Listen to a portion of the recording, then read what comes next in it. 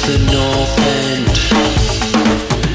This is the North End. Well, hello, soccer fans. Joking, we don't talk like that here on the North End podcast. Welcome, football fans, to another episode of 5 Things with me, Luke the Duke Connolly. I'm really growing into that name, I love it. It is an incredible time to be a football fan right now. The World Cup has been a fantastic testament to what football is truly about. The beautiful game.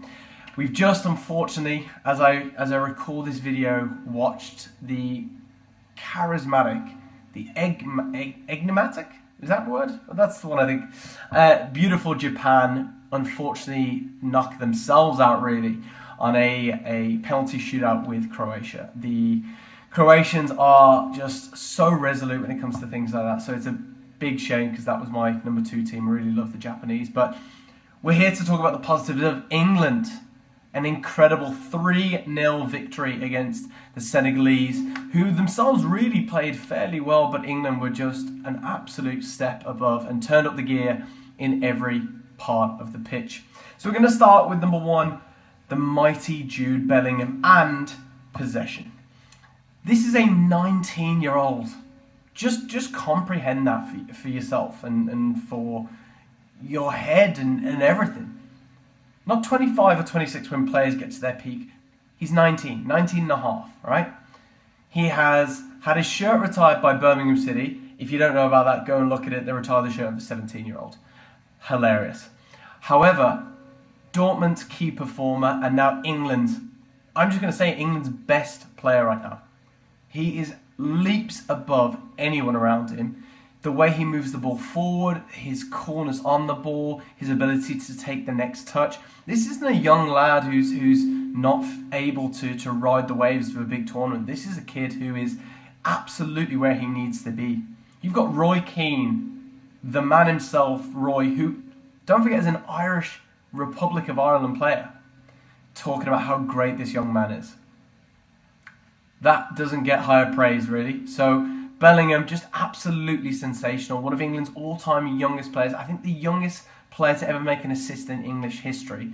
And what I love about it was just how much he put himself out there. England dominate this game with possession. That's why possession is the overbearing kind of point here. But it was Jude himself who really showed this. In the final third, he had a 100% pass completion in the final third. Overall, he had a 96%. And if you watch this game, the Senegalese did not sit back. The one way they made this difficult is what African teams bring to every game they play. A real speed, a real desire to close down. And ask anyone that plays the game, if you've got the time to take a touch and move around, it's a lot easier. When someone's breathing down your neck, every time you're trying to control the ball, you make mistakes, you mess up. England didn't have that chance, but man, did they hold out, and they looked brilliant. But Jude, this isn't a 50 million, 60 million, 100 million player. This is a 250 to 300 million player. He is without doubt and could easily go down as the best midfielder of all time because he is leaps and bounds above everyone else. And this is in the same team as Phil Foden, as a rejuvenated Rashford. There are some fantastic players around him. Declan Rice. Bellingham's ability, his athleticism, it's just steps above. So that's number 1. Number 2, Jordan Pickford is a different gravy, mate. A different gravy. I'll tell you what, Everton Jordan Pickford and England Jordan Pickford are like, they might as well be one black and one white. It's Trudeau early 2000s, you know. That's a little reference for Canadians there. Terrible. But yes, he is just leaps and bounds above everyone else. It's unbelievable when it comes to his World Cup performances. Pickford in a World Cup, Pickford in a major tournament is a different player. He made some incredible saves and needed to. England didn't get off to the best start. They had a number of chances fall to Senegal, and they really did play well to keep them out of the game. So really strong performance. But Pickford looked really good. And coming into this tournament, there were suggestions that he should be England's number 1. I said that. I didn't think he should be. I thought Aaron Ramsdale was the best and most informed player, and that's something that Southgate had always put his hat on. But No arguing with the results. Pickford keeping his place and performing well. Well done, kept us in the game. If we go a goal down, it's a very different story. Chasing the game is always that much harder. So Jordan Pickford, my point number 2. Number 3, Harry gets the honours and he deserves it. Harry Kane has been just a leader for a long time in this England team, but really just showing it in this game. He's shown in the previous that it's not always about, he's not always trying to score. He doesn't want the fame that Mbappe clearly wants or that Ronaldo is desperate for. He is playing for that team. He's dropping back, he's picking up the ball, he's moving, he's transitioning. The amount of times he was getting hacked and just holding up the ball, allowing those very creative players around him to make moves, it was brilliant. So for him to get something from this was well deserved. And in doing so, he becomes England's all-time leading goal scorer in major tournaments. So that's basically in World Cup or Euros. Previously, it was Gary Lineker, now turned pundit, and what a pundit he is, I'll give it 10 goals. But now it is actually Harry Kane with 11. 7 in the World Cup. 7 World Cup and 4 Euro. I wrote it down just to make sure. So Harry Kane leading the line.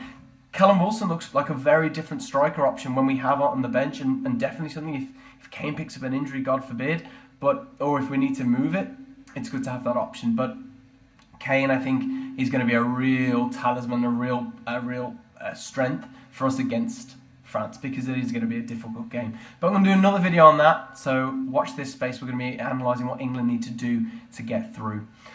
Point 4, Southgate not afraid of the Saka. See what I did there? A very bold move. Rumours start coming out about an hour and a half, 2 hours before the game, that Marcus Rashford, despite 2 goals in his previous game, is being dropped. And sure enough, it happens. Saka is given the nod. He's put straight back in the team. And again, you can't argue with results. You can moan, but moan when there's a point to moan. He came in. He did exactly what he needed to do. Wasn't afraid to take a man on. Knows exactly how to put that killer instinct ball in. And just looked great, and gets his just deserve and looked fantastic. Saka is a real great player, and he's talking about, I'm not afraid to take a penalty. I'm not sure I'd be overly keen still with him taking penalties, but great performance and really deserved his place. So okay, well done. Hopefully maintains that starting place going forward. It's going to be hard, and we're going to talk about that as I said in another video, but well done, really deserved it. And again, well done to Southgate. And just a point actually I wanted to make is that previous to England getting through in, was it 2018, I think the last World Cup when we got through, England hadn't got through a group stage since 2006. So it was Gareth Southgate that made that possible with that win against Croatia. So this is it. England are playing well. We're making it through knockout stages of tournaments. That's all you can ask for. And so, fingers crossed we can keep going. But at the stage, you've got to give a bit of respect to Southgate, whether you believe in his tactics, whether you believe in some of the decisions he makes. He's stamping his authority on this England team, and we're playing well. So that's all we can ask. And finally, point number 5 is the only concern. Now, this is something that was difficult to put in because when it's a positive video about England doing well, it's hard to talk about negatives. But there were some. For example, we only won a third of the aerial headers. When you're coming up against a team like France that have a couple of big lads in there, we know Giroud's ability in the air. That's a little worrying. However, Harry Maguire, stuff like that, does well, mops up at the back. So we're talking more midfield, aerial wins and stuff like that. So that's not too bad. The issue, though, is that we didn't look massively convincing in the back four. If we want to poke holes, yes, we kept a clean sheet, give the lads that. Pickford, I mentioned earlier, making some big saves. The issue here, though, is very simple. That's not going to happen against France. We've already seen what Kylian Mbappe is doing to teams, and he just tears through them. And the frighteningly worrying thing is that we are not the quickest at the back. We've got Cole Walker quick, Luke Shaw quick, but that centre-back pairing, Stones is quicker, Maguire's slower, and Mbappe is going to just make mincemeat of them. So, again, I want to talk about this, and it's not in a whole video, but there were worrying moments. The speed that this Senegalese team came at us was clear to see, and we could understand why. And they always are going to, and they did cause problems. And that is something that we have to be cognizant of, is that the French team have a lot of speed. They move the ball very quickly. You know, Giroud is that target man. That's one thing to deal with. But then you've got Mbappe, you've got Griezmann, you've got these incredibly quick French players that are able to get the ball forward quickly and cause problems. And honestly, I would just expect to see Mbappe just knocking it and running. That's what he does, knock and run, knock and run. He's going to challenge him. Cole Walker's going to have his work cut out for him. You know, Mbappe just made mincemeat of Villa right back Matty Cash. He really did. Cash, and that wasn't Cash having a bad game. He just, struggled. It was like really, really difficult when Poland played them. He's just a different source, and so it's going to be a worry. Now, how England set up to prevent that, that's going to be in our next video. But at the end of the day, England 3, Senegal 0. That's all that needs to be said. A wonderful performance, a clean sheet, and we go through to the semi-finals. Now, I'm going to say it here. If we can beat France in the semi-finals, we're going to win this World Cup. I truly believe that, because I think France offer the biggest danger for this England team because of their speed and the different options they have going forward, with Mbappe being able to find a yard and making it happen, and Giroud being clinical. That's why he's in that team. So, big claims.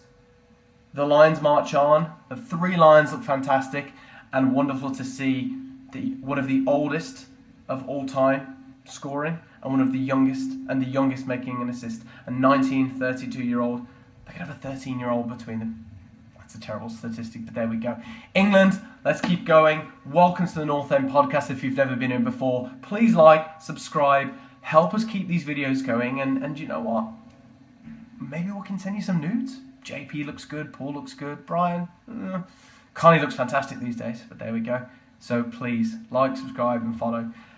And if you need us to review anything else, or you want us to talk in a detail about anything else, let us know. But for now, stay tuned. We'll see you next week. This is the North End.